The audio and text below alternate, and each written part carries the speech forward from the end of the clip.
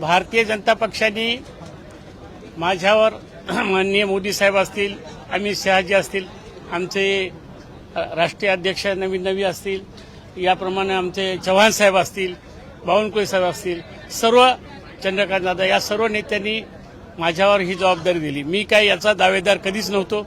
मी पक्षाकडे कधी मागणी सुद्धा केली नाही। मी सर्व जनतेच्या खाली तळावर काम करणारा नेता आहे। मला अचानकपणे पक्षाने जनतेच्या कार्यासाठी हे पद दिलेलं आहे। मी खात्री देतो की ज्या नेत्यांनी माझ्यावर विश्वास टाकला त्या नेत्यांचा विश्वासास पात्र ठरेल। या पदाचा खालच्या लोकांपर्यंत कसा उपयोग होईल यासाठी मी सातत्याने प्रयत्न करेन आणि पक्ष बांधणीसाठी आणि पक्षवाढीसाठी त्या ठिकाणी काम करेन, एवढंच मी या ठिकाणी सांगतो। मला कधी तसं वाटलं नाही, परंतु देवेंद्रजी साहेब असतील, मोदी साहेब असतील, आमचे अमित शहा साहेब असतील, भाजप हा पूर्णपणे अभ्यास करून कार्यकर्त्याला संधी देण्याचं काम करतो। माझ्या घरात कोणी ग्रामपंचायत सदस्य सुद्धा नाही। असं असताना मला राष्ट्र स्तरावर देश पातळीवर वरिष्ठ हाऊसचा सभासद केलं, अतिशय मन भारावून गेलं आणि माझ्या ज्या कामाची पावती मला पक्षाने दिली असं मला म्हटलं तर चालेल। तुम्ही विधान परिषदेवर होता, विधान परिषदेची तुम्ही आमदारकी सोडली, त्यानंतर देवेंद्र फडणवीस यांच्यासोबत प्रायव्हेटमध्ये आलेला। कशा प्रकारे बघताय हा सगळा प्रवास? एकूणच कुठेतरी 7 वर्षाचा खंड होता। तुम्ही अध्यक्ष देखील राहिला, जिल्हाध्यक्ष देखील राहिला, पण कुठेतरी संधी मिळत नव्हती याची नाही, संधी कधी मिळत नव्हती असं कधीच झालं नाही। मी एका विचारधारेच्या दृष्टिकोनातून मला राष्ट्रवादी सोडला, राष्ट्रवादीचा मला काही त्रास नव्हता, परंतु मोदी साहेबांचे जे काम करण्याची पद्धत असेल, देवेंद्रजी ज्या मी जवळून बघितलं होतं राज्याचे मुख्यमंत्री म्हणून, आणि म्हणून कुठेतरी ही विचारधारा त्यापेक्षाही लोकांना उपयोगी ठरू शकते। गोरगरिबापर्यंत वंचितापर्यंत पोहोचण्याचा पक्षाचं धोरण आहे। सर्वांचं मोदी साहेबांनी ज्या सगळ्या गरिबांना घर असेल, आमचा आरक्षणाचा प्रश्न दिल्ली लेवलवर आहे, धनगर आरक्षण सोडण्याच्या दृष्टिकोनातून मला दिल्लीचं सरकार गरजेचं आहे आणि म्हणून भारतीय जनता पक्षाचं सरकार त्यावेळेस होतं, आजही आहे आणि आमचा हा केंद्रातला प्रश्न असल्यामुळं मला एक चांगली संधी मिळाली आणि धनगर समाजाच्या आरक्षणासाठी मला काम करता येईल हे मला या ठिकाणी खात्रीने सांगता येईल।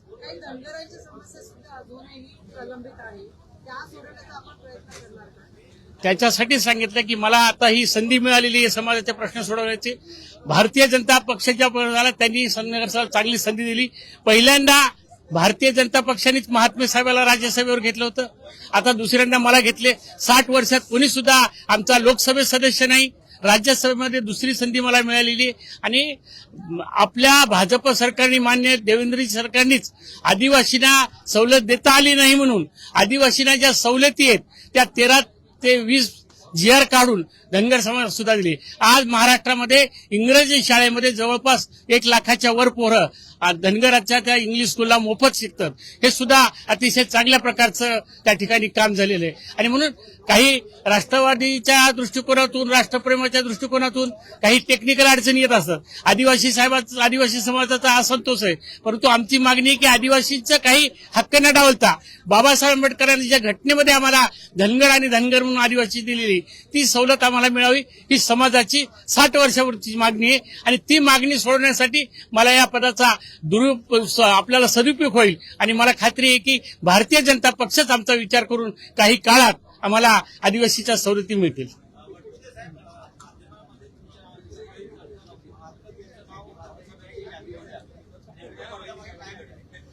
ते श्रेष्ठीला माहित साहेब, मी तर साधा मला पहिल्यांदा देवेंद्रचा फोन आला, काय नाही तुम्हाला समाजाचं काम करायचं, तुमचं काम जनतेचं मध्ये चांगलं आहे आणि म्हणून श्रेष्ठीने आम्ही तुम्हाला राज्यसभेवर देण्याची संधी ठरली देण्याची, एवढंच त्यांनी मला फोनवर।